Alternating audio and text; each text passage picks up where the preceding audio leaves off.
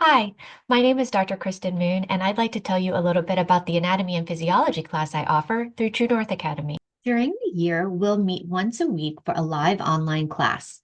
Then students will complete their weekly assignments and I'll take care of all of the grading. There's no textbook required. I do provide guided notes. Please note that biology is a prerequisite for this class. After a few introductory lessons, we will jump into studying the 11 major body systems of the human body. Students will take their learning further with patient case studies for each body system, periodic in-class dissections, and ample opportunities for hands-on exploration. Students will understand how what we're learning relates to real life as they answer questions like, why do our glands swell when we're sick? Why do muscles ache after working out? And why is vitamin D called the sunshine vitamin?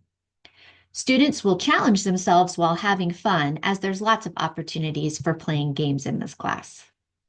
At several times during the year, students will choose a topic of interest and create a presentation to educate the class about their topic.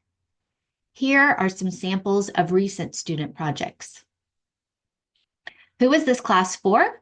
This class is perfect for students interested in a career in health or medicine, anyone who expects to take college anatomy and physiology, students who just want to learn more about how their body works, and students needing a fourth year of high school science.